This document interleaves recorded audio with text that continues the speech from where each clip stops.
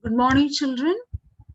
Welcome back to English class. I hope you have gone through the lesson that we have studied yesterday.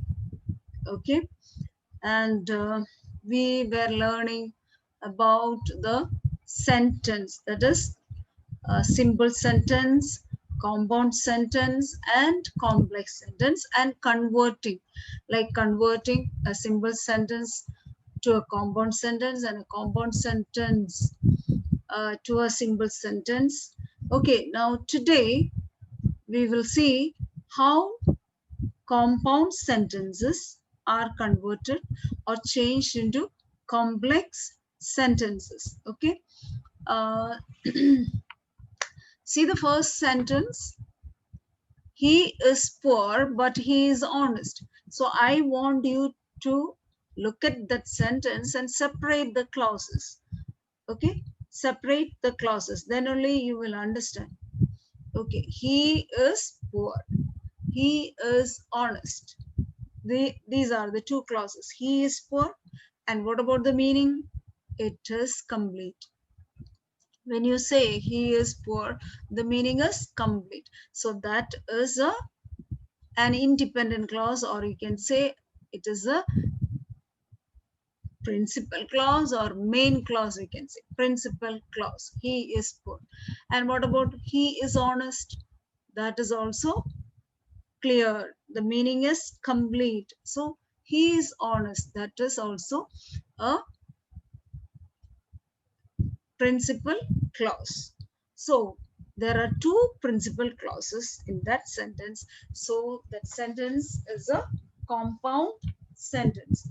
And now how these no, how this compound sentence can be changed into a complex sentence. So we have learned that in a complex sentence, at least there should be one main clause and one subordinate clause. That means a mixture of both. Okay, one, at least one main clause and one subordinate clause should be there. See that although he is poor. Now I want you to separate the clauses and then understand it clearly. Although he is poor. So that is one clause. Although he is poor. See, when we say although he is poor, is the meaning complete? We feel that something is, or something more to be, or more should be written to complete its meaning. Okay, so something is missing, like that we feel. So although he is poor, the meaning is not complete, and that clause need to depend on the next clause to complete its meaning. So although he is poor is a subordinate clause. Okay, although he is poor, he is honest. Now the next clause, he is honest, he is honest, that is a main clause and the meaning is completed. So although he is poor, he is honest. So there is a subordinate clause, then plus the main clause. So the sentence became a complex sentence. Now, so this is the way you have to change it. Now, the changed sentences are also given. Okay, you will be asked to change. Okay, after giving sentences in the next or in the assignment. Now, he saw the danger and he ran away. Now separate the clauses. Which are the clauses? Yes, he saw the danger. The next clause, he ran away. And what about the meaning? Just examine the meaning whether they are complete. For example, he saw the danger. Yes, the meaning is complete. He ran away. The meaning is complete. And the both clauses are joined with a conjunction. Okay, and he saw the danger, he ran away. Both are main clauses. So the sentence is a compound sentence. Since there are two main clauses, that sentence is a compound sentence. And now see how it is converted into a complex sentence. When he saw the danger, he ran away. Now when we see the first clause, when he saw the danger, is the meaning complete? When he saw the danger, when you hear itself, okay, we know that something is missing, or the meaning is not complete. When he saw the danger, we naturally or automatically we ask what happened. Okay, when he saw the danger, so that clause is a subordinate clause, the meaning is not complete. And then he ran away. Okay, he ran away, so that is the main clause. And so this sentence became a complex sentence. Both main clause and the subordinate clauses are there in the sentence. But see the meaning. Is there a change in the meaning when we or when the sentence is changed from compound to complex? No, the meaning is not at all changed. When he saw the danger, he ran away. He saw the danger and he ran away. The meaning of both the sentences are the same. Okay, now third one. Waste not, one not. Okay, waste not, one not. That means if we do not waste, we will not be lacking for those things. Okay, that means if we go on wasting the natural resources, one day we will be lacking for that, or we will not get important or the inevitable things. Okay, so waste not, one. So waste not, see that means you do not, if you, okay, you do not waste, do not waste, you will not want. Okay, so both are independent clauses, waste not, want. And the next sentence, if you do not waste, that is the subordinate clause. Then if you do not waste, you will not want. The next is a principal clause, you will not want. So that the sentence became a complex sentence. Both the subordinate clause and the principal clause are there, and so it became a complex sentence. Now see the fourth one. Do good to others or you will not be happy. So again, please separate the clauses. Let me see.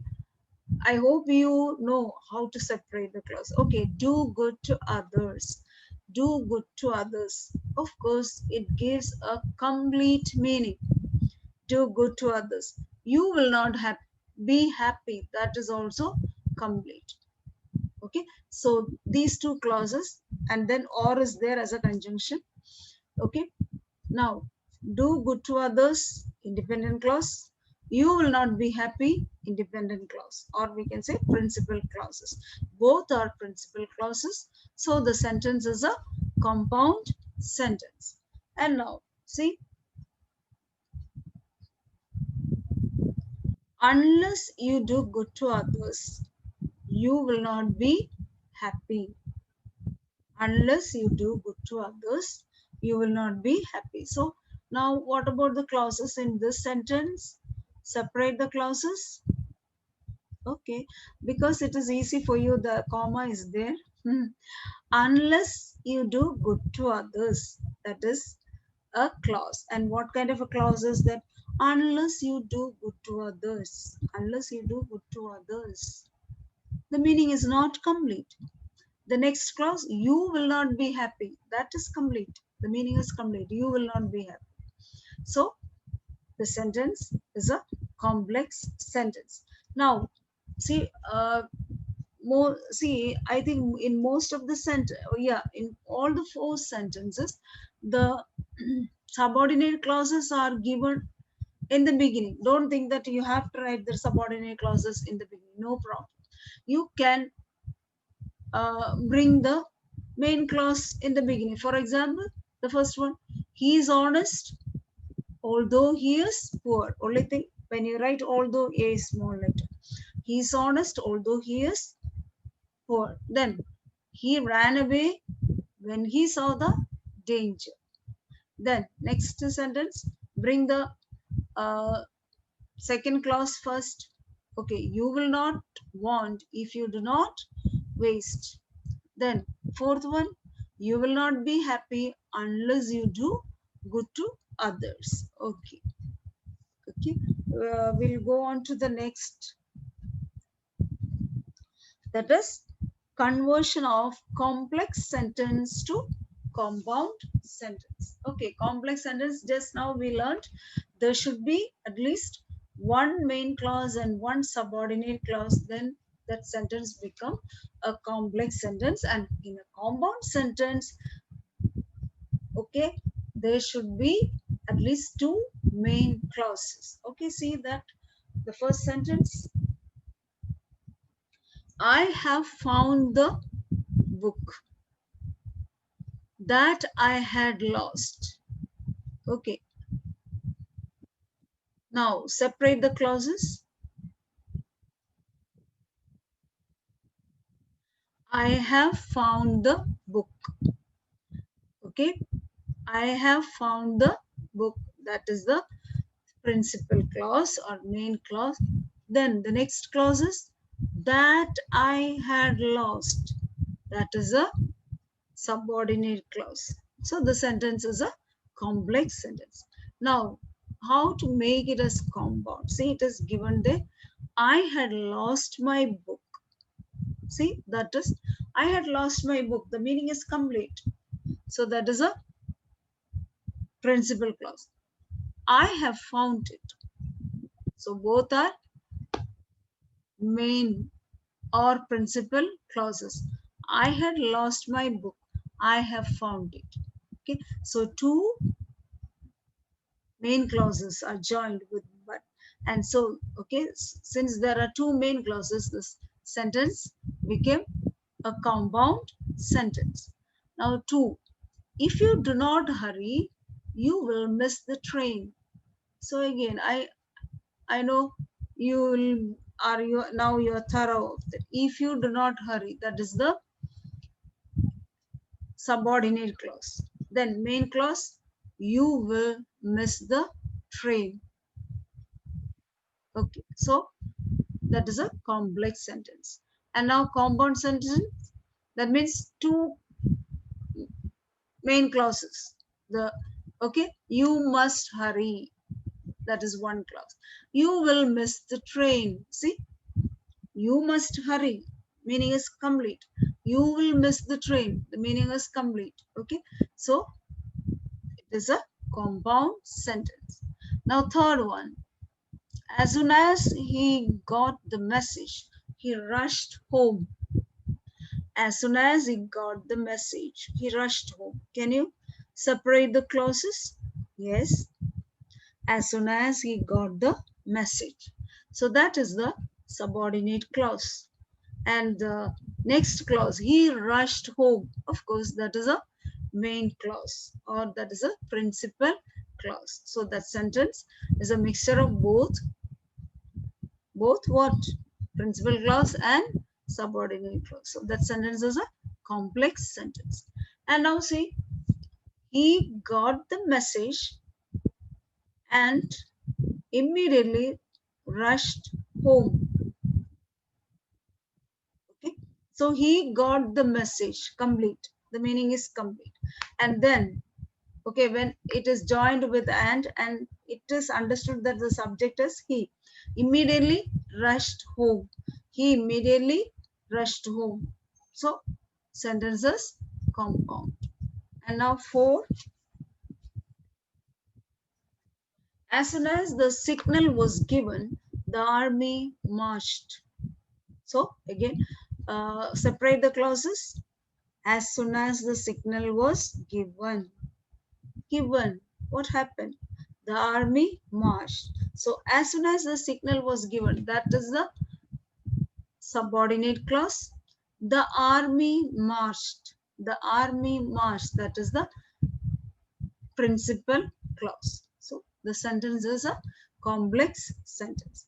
Now we have to make the two main clauses from this sentence. The signal was given. The signal was given. At once the army marched. Okay. The signal was given. The meaning is complete. It's a, okay. So it is a principal clause. At once means immediately. Okay. At once the army marched. That is also complete. The meaning is complete, and that is a principal clause. Okay. So the sentence is a compound sentence. Okay. So see, examine these, okay, 4 sets of sentence. Even though the grammatical changes are made, both the sentences mean the same. The meanings of both the sentences, the complex and the compound sentences, are same. The meaning has not been changed. Okay. And we'll go to the next part, that is interchange of principal and subordinate clause. The fort was not surrendered. Okay, first here, the fort was not surrendered. That is the principal clause. The next, until it was burnt. That is the, until it was burnt, that is the subordinate clause. The fort was not surrendered until it was burnt. And now the fort was burnt. Now here, okay, the fort was burnt before it was surrendered. Okay, see the next sentence. She was not a wise lady as she was known to be. She was not a wise lady. She was known to be. Okay, so it came at first. She was known to be a wiser lady than she is. And third one, unless you return my money, I will drag you to the court. So here, the first is a subordinate clause. The second, I will drag you to the court. That is the main clause. Now, return my money so that, return my money so that you will not be dragged to the court. So we have completed the grammar part here.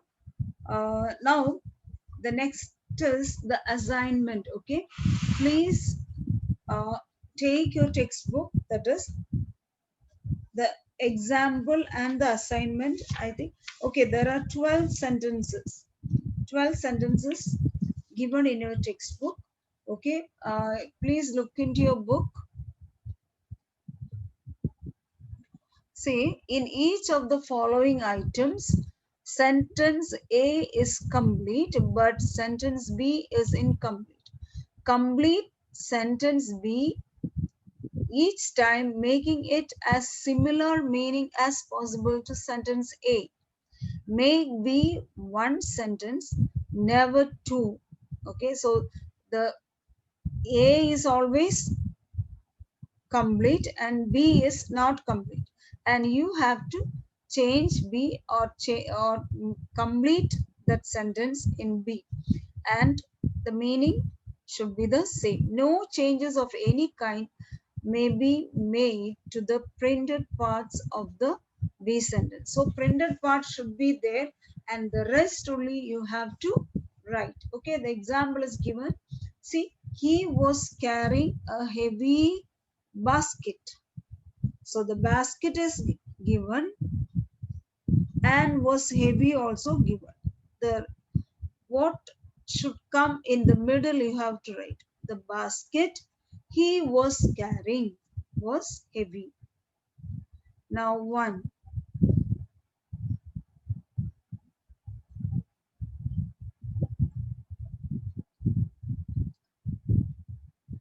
Sunil must apologize or he will be dismissed. Okay, we'll do 1 or 2 examples, then I'll ask you to do it. Okay, Sunil must apologize or he will be dismissed.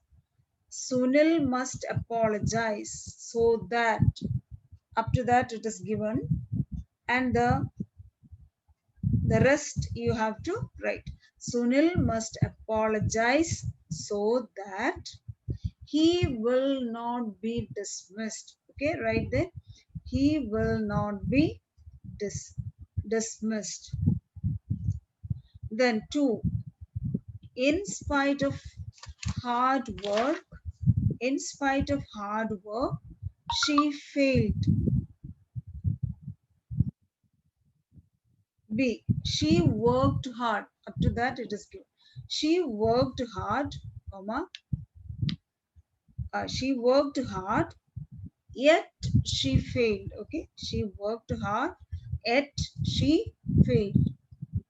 Or okay, she worked hard, but she failed. That's also correct. Yet she failed. So 3 to 12, I want you to do it as a homework. Okay, so you have got a weekend. Okay, do this as a homework, and I'll give you the correct sentences in the next class. Okay, children, and the comprehension passage, I hope you will do. Okay, and during the weekend you have to do the comprehension passage in chapter 11. Okay, and the comprehension passage, see, do not wait for the teacher to tell that you should do the comprehension passage. Once the teacher start teaching the grammar of a lesson, okay, you have to do the, or in these days, okay, when the grammar is being taught, you have to go through it, and at home, okay, you can write the comprehension question answers and proceed. Go through the passage thoroughly and write the answers. You just look into the passage, find the answer and write. And proceed also. Proceed, you can do, or you can write in a rough book first and the points, and then write in the grid, in the text, in the total English text, so that you will be uh, writing correctly 50 words. See, you have to practice writing 50 words.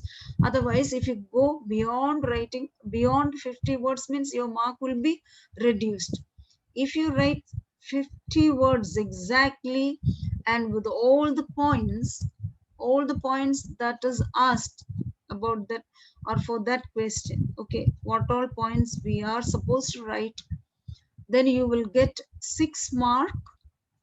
Okay, 6 mark for that question. Okay, that answer, and then 2 mark as the expression mark. So you'll get 8 mark for precise. So don't leave precise. Please uh, practice writing.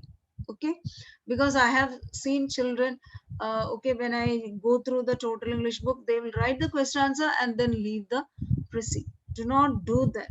Okay, please complete the precise also. And see, uh, composition I will give in the next class. Okay, the next is the uh, argumentative composition. See, there are 2 types of argumentative composition, and in some question it will be asked, or you will be asked to write for and against of a topic. Okay,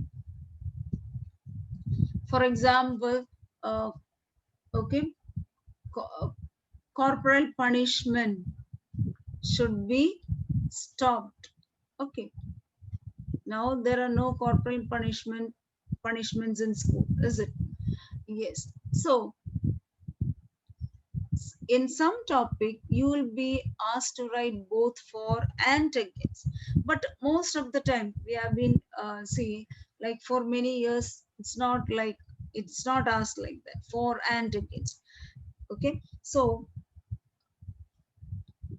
most of the times you will be asked to write only for or against. That means you can be or you can support the topic or you can be against. Okay, so what is your point of view? Okay, so try to have, okay, a view of your own about that given proposition. Okay, so first when you start writing, okay, you or you just, when the 15 minutes is given for you to read the question paper, you can select a topic, but 5 topics will be given. And okay, select a topic, and if you are writing argumentative composition, you can say, think about the points that you are going to write. Okay, and that is jot down many arguments as you can, and then arrange them. Okay, that, see, for the exam you sometimes you will not be able to write all this arranging and then for or against like that, but when you are at home and you are writing in a composition book, you can do. That means you can take your rough book and write out the points that come to your mind, and then you can divide it for or against, and then take one viewpoint, like for or against. See that you, okay, where you stand, for or against. Okay, so you have to choose one side, either for or against. Don't, okay, for example, the corporal punishment in school should be stopped. Okay, and you are right, you should be stopped. That means if you are supporting, if you are saying yes, it should be stopped, that means you are supporting that statement, you are for it. Okay, and you are writing about why, okay, it should be stopped. Okay, uh, and then immediately you are writing, okay, there should be like minor punishment, otherwise the children will become indisciplined. You are jumping on to the other side. No. Okay, now take a stand, like, okay, so you have to be for or against. Okay, don't write 2 3 paragraphs for and then 2 3 paragraph against. No, so you have to think on which side you are. Okay, so the examiner should understand that where the student is. Okay, so you should take a clear stand, otherwise you are or you will lose mark when you are writing this argumentative composition, because you are, okay, and then this argumentative composition is known as discursive also, argumentative or discursive composition. Okay, so you have to carefully plan this. Okay, and when you end the composition, you can um, make your personal conclusion. Okay, so introduction, body, and conclusion. See, when you write about a composition, a topic, you, in the first paragraph, you'll write the introduction. Okay, that means what it is, what is the topic, and what you understand from it. Okay, and next you have to write in paragraphs, introductory paragraph, then the body. That means as many paragraphs you can write. Like, you have to start your paragraph with a topic sentence. And what is the topic sentence? That means in the paragraph you are explaining that the main sentence. Okay, that is the topic sentence. Okay, the topic sentence will be the beginning of the paragraph, and you are elaborating that point in that paragraph. and the next paragraph starts with another topic sentence, and you are elaborating that point in the next paragraph. Okay, so you have to write in paragraphs. If you don't write in paragraphs, simply writing to 1 page, 2 page, 3 page, and without any paragraphs, there is a reduction of mark. Okay, so see that you write in paragraphs. Okay, and some examples are given here in the textbook.